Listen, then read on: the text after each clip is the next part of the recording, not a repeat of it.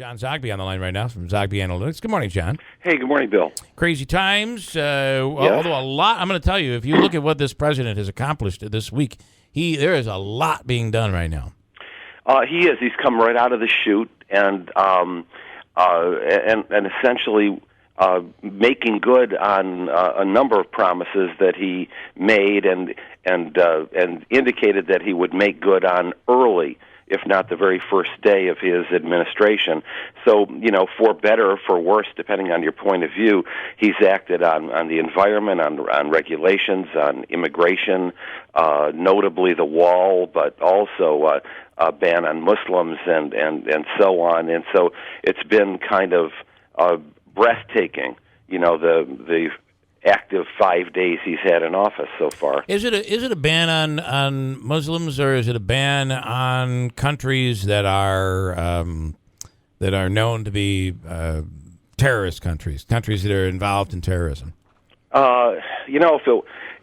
If it walks like a duck and quacks like a duck, up for interpretation. Yeah. And frankly, how much authority does an executive action have? Remember, it all has to be enforced, and you see that there is resistance coming, from mayors all over the country. But, I think the message is clear what the intent is. Okay, you had that. No, John, I read your reaction to his inauguration speech 1 week ago, and I just thought it was very interesting. I don't remember exactly how you characterized it. I'll say you said it was bold. I'll let you explain what you meant. And it was another situation where whether you like him or don't like him, there was a lot in there. And that's it. Whether you like him or don't like him is immaterial. Just stepping back and judging. What he did was he created a vision of on the basis of what he had run on. And so he put it all together into a theme.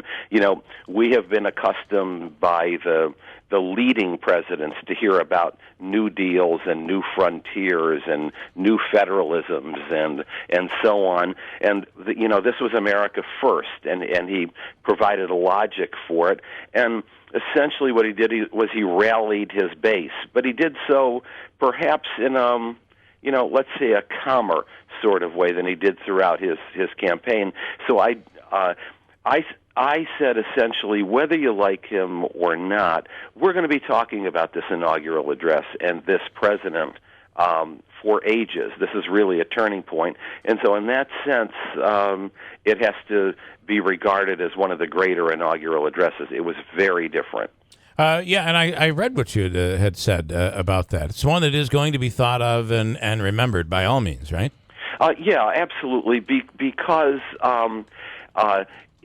he expressed that he would govern pretty much the way that he ran a campaign, which is that it was going to be anti-establishment, that it was going to be a new way of doing things. He was going to cut right to the chase, communicate directly with the people, turn the government back over to the people. And I noted in my address that over his shoulder, you could see Mitch McConnell and Paul Ryan smiling like Cheshire cats. And I wondered, did they realize that he was trashing them as well? I don't think they got it. Yeah. Okay, so when you look at this, a lot of talk about Republicans. They're in control, complete control. Yes. The Democrats seem to be in a frenzy right now. Yeah, they are. And the Republicans are in control until they start clashing with each other, which is the natural order of things. And so what President Trump has done to date, he has done via executive action. Now, when it comes to the details of tax cuts and of the building the wall and paying for it and infrastructure and so on, now Affordable Care Act, now is where the disagreements begin, and to the degree that there's even been a honeymoon, a very strange honeymoon, the honeymoon is going to be over. The disagreements will begin, and how long will it take for this majority to just sort of fizzle out? Who do you see coming out? I mean, I read something this morning about it's time for Hillary Clinton and President Obama to step back and out of the limelight and let new people come forward in the Democrat Party. Who could that be? Well, you see Cory Booker, and that is certainly a face of the future. But I look at Kirsten Gillibrand. I have for a while, and thought that here's someone who is willing to, in much the same way, take on the military brass, take on the establishment. I think in a completely different way, I'm watching Amy Klobuchar from Minnesota, former prosecutor and state attorney general, been in the Senate now for a long time. I'll tell you, in terms of iconoclastic, the second-term congresswoman from Hawaii, Tulsi Gabbard, I think is positioning herself neatly to be kind of the spokesperson for the more populist wing of the party, taking that away from maybe the harder edges of Bernie Sanders and even Elizabeth Warren. How do you? I'm looking at extremes. We seem to be a country right now of extremes, and it's hard. Somebody in the middle doesn't have that biting message, and it's hard for people to maybe grasp onto it. So we've gone to the right and we've gone to the left. Both parties seem to be going towards, look at what Cuomo's doing now. A guy that looked like a Republican when he started, all of a sudden is moving way to the left, talking about free college for all and standing up there with Bernie Sanders. So where is the rest of America? Is America far right and far left, or somewhere in the middle, but stuck with just the far right and far left? Well, there's no question about the fact that these days you're rewarded electorally by being on the edges of the party. That's where the intense voters are. Those are the ones that you can count on to come out and vote.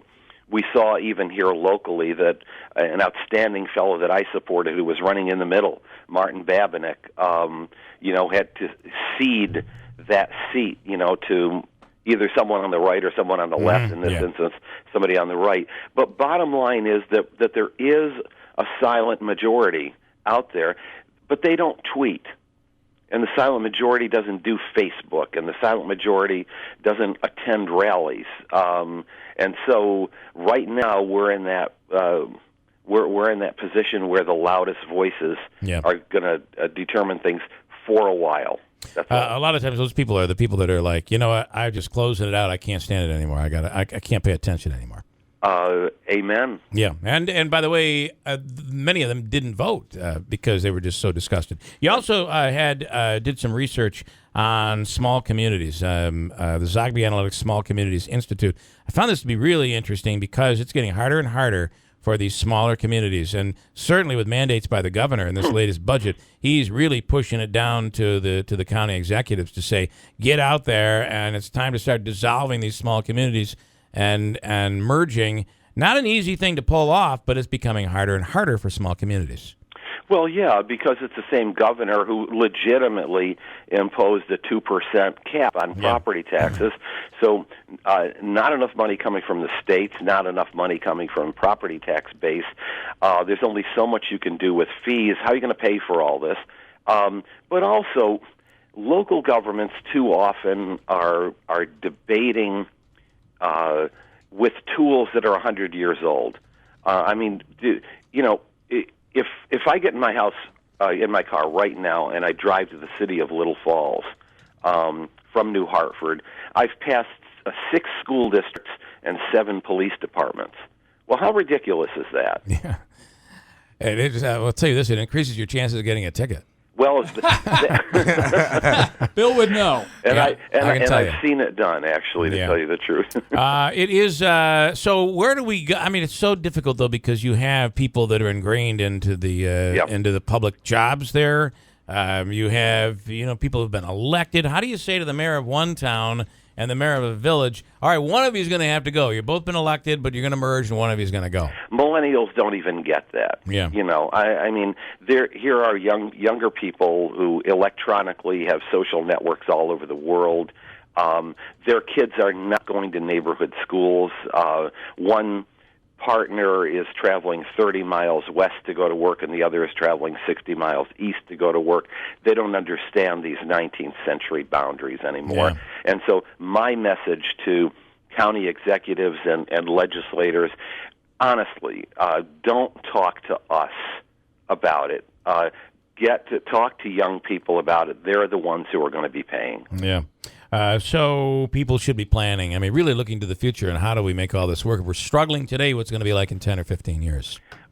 Exactly. Yeah. And frankly, shameless self-promotion, that's why we do what we're doing at the Zogby companies, essentially looking to that horizon and trying to position these communities to be in a better place. So if a municipality, a county, a village, a town, a school district had an interest in really looking into how do we become more efficient, more effective, how are we going to survive in 20 years? You guys are offering services to assist them in that next step. That's precisely what we do and what we've been doing for a while. So John Zogby Strategies is the company. Yeah. All right, John, thanks so much. Hey, good to talk to you. John Zogby, thank you. Appreciate it. Yeah, I got a break.